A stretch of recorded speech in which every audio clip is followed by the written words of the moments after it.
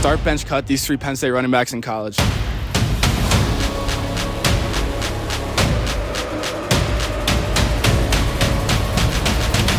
you tell me who Penn State football is playing this weekend? Sorry, what?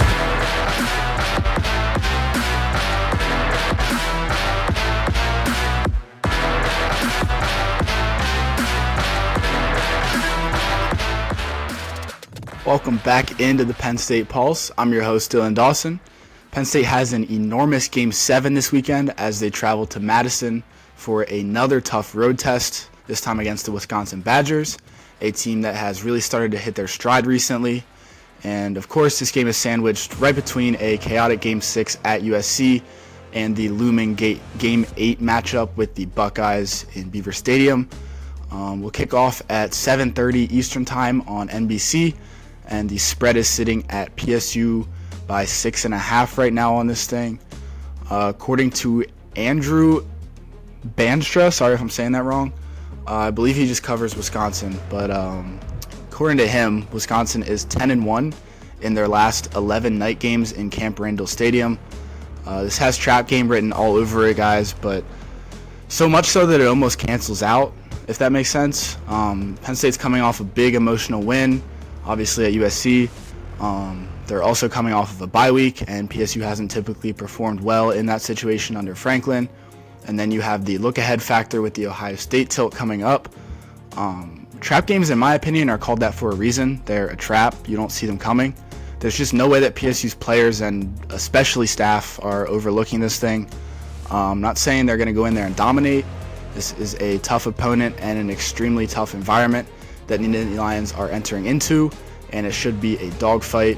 But I do think our guys will be focused and ready to go, well prepared up there in Madison.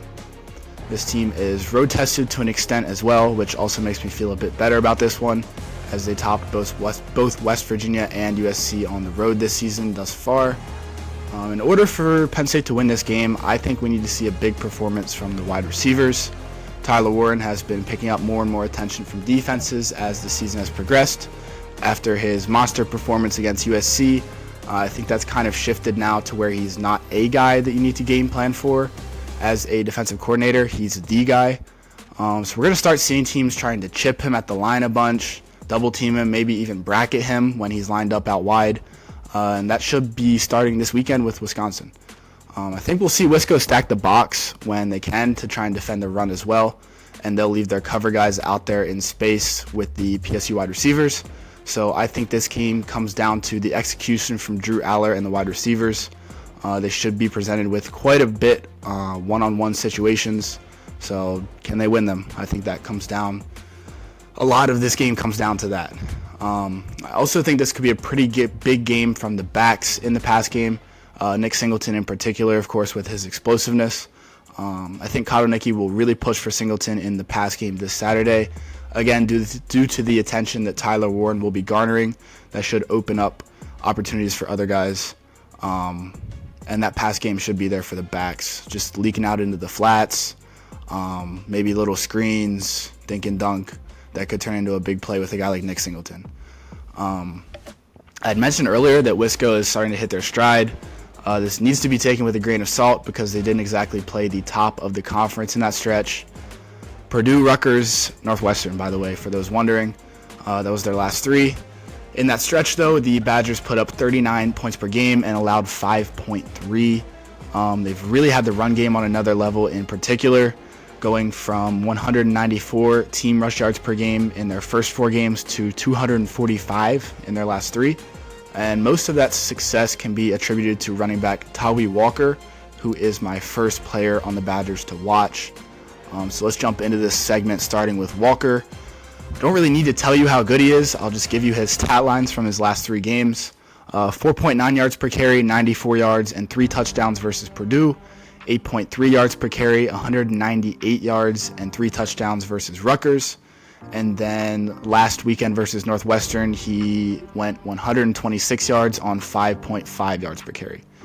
The Oklahoma transfer is clearly coming into form here, settling into his new conference in the Big Ten. Of course, with some help from that Whiskey O-line. He's a very physical runner who doesn't shy away from contact. He also has some decent speed and elusiveness. Just a very good all-around back. So Wisconsin's going to try and get this kid going early and often on Saturday. So shutting that down and making their offense one-dimensional will be the number one priority for the Penn State defense.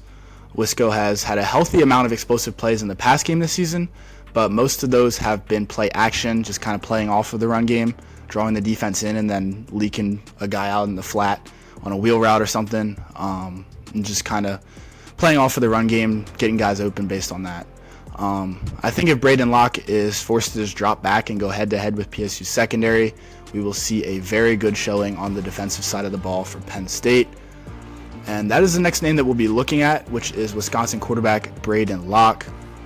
Miami transfer Tyler Van Dyke went down in the Badgers game against Alabama, and he is now out for the season. Locke has been pretty solid for the Badgers. He's been generating a lot of explosive plays, as previously stated, but he is also very prone to the big mistake as well. He's made 4 starts now and has thrown at least 1 pick in all of them. On the year, though, about 4.5 games in, Locke is at 1,064 yards, 7 touchdowns, and 5 interceptions. He's completing just under 60% of his passes, which is not bad. It's about average for a college quarterback. So not a Heisman contender, but he will beat you over the top if given the opportunity. He is definitely above Wisconsin's recent standards at the position, in my opinion. This isn't just another Jack Cohn.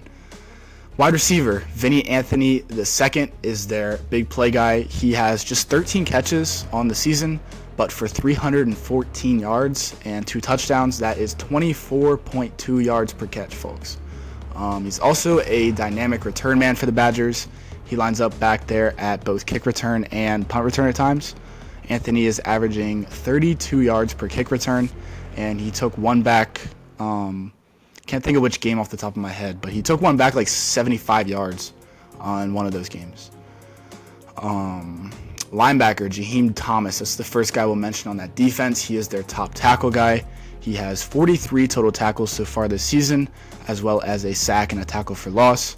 He is an experienced veteran, as this is his 5th year in college football.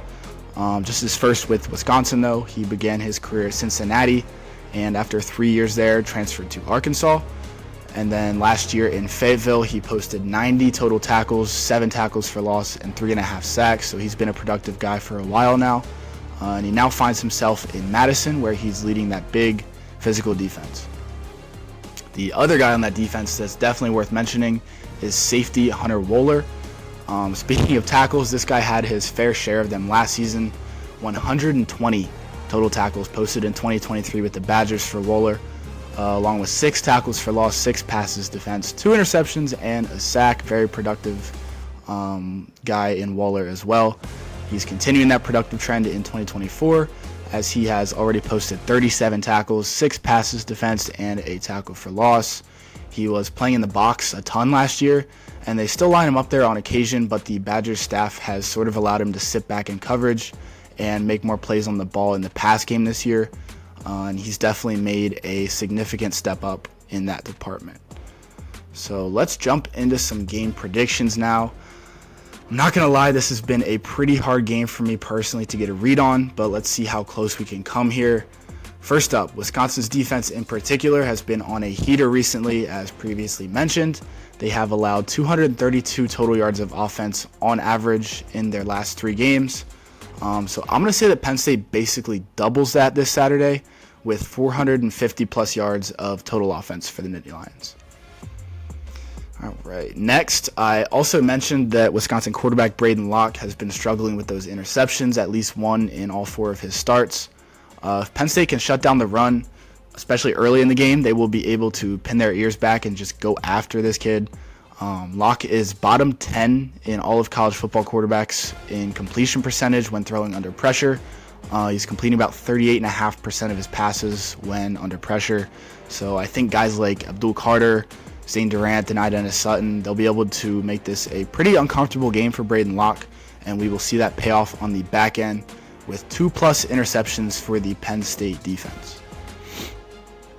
Right, and then finally, I think this game sets up really well for PSU's backs in the pass game. I talked briefly about that as well earlier. This one's pretty bold, but give me Nick Singleton to lead the team in receptions against Wisconsin. And then finally for the score prediction, I am, after a lot of thought, going with Penn State 30, Wisconsin 20. I do think the Nittany Lions can cover. I think we'll see a slightly better start from this team this weekend. It's something that James Franklin and the coaching staff have really been harping on since that USC game, and how they dug themselves in a huge hole and had to climb back out of it, thankfully still securing a win. So that'll just about do it for today's episode of the Penn State Pulse. I have a 12 hour drive early tomorrow morning, so hopefully you guys will be listening to this episode by then. Me and some friends are going up for this game in Madison, so I can't wait for that. Thank you guys so much for tuning in, and I will see you shortly after the game to break it down.